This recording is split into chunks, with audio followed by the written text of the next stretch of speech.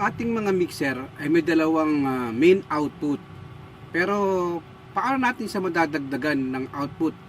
Lalo na kung siya ay walang USB connection o yung digital connection na USB 2.0 at above.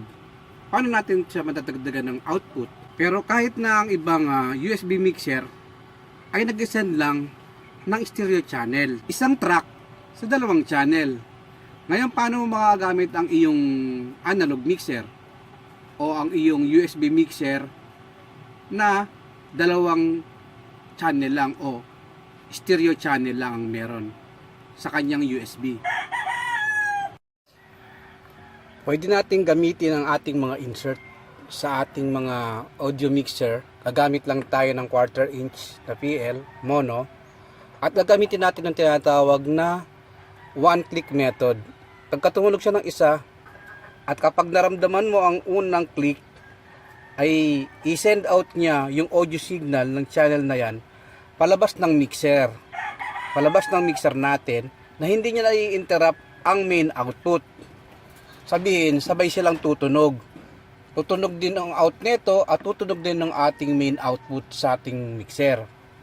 At kapag nilubog mo naman ng todo, mamumute siya at hindi lalabas ang audio signal sa main output ng ating mga mixer.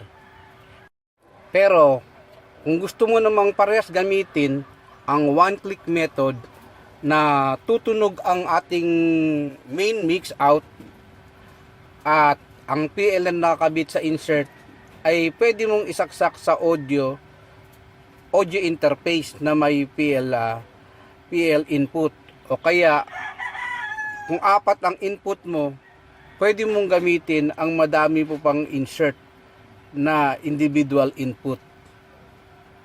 So, ganito lang po ang pag-ano niyan. Ngayon, pagka ginamit mo yung one-click method, yan.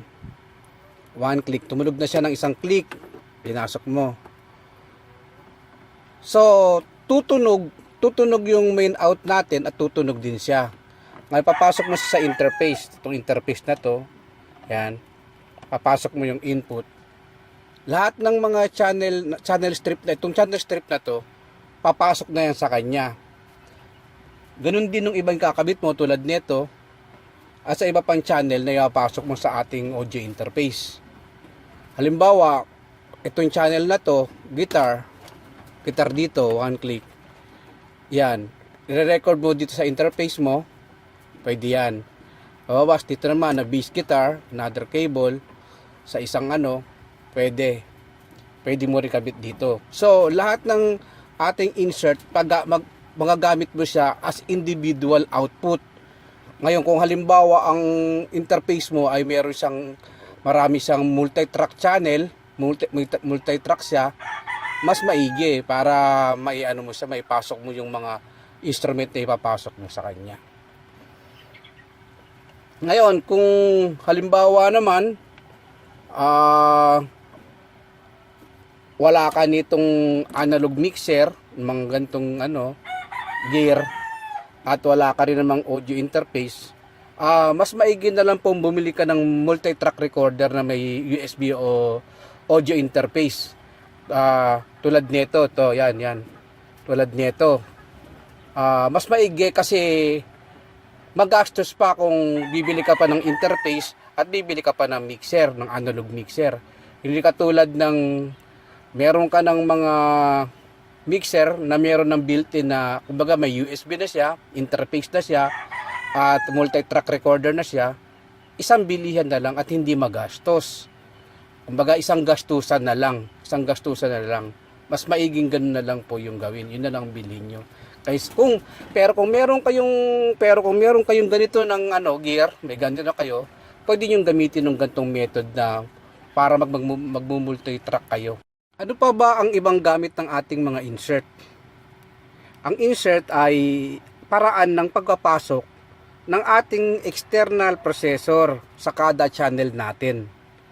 O tinatawag nila ng iba ng external gear sa ibang term nila sa processor. Ano ba itong mga processor? Kasi para malaman natin na anong pwede nating i-gamitin na processor sa ating mga insert. Iba po gumagamit po ng mga effects tulad ng mga reverb, delay, chorus, etc. Shifter, etc. At gumagamit din po ng tulad nito, equalizer. Nagamit din po sila ng equalizer na dumadaan dyan, nakaloop dyan sa ating mga insert. Yan. At gumagamit din ng compressor. Yung mga compressor na may built-in compressor na may built-in limiter, expander. Diyan ginagamit din po yan sa ating mga insert. Yan. Yan pang isang paraan, isa pang gamit ng ating mga insert. Salamat po mga ka-sound at mga kabuting-ting sa panonood ng aking munting vlog na ito. Salamat po sa inyo sa walang sawang suporta sa panonood ng ating vlog na ito. Hanggang dito na lang po mga ka-sound at kabuting-ting. God bless po.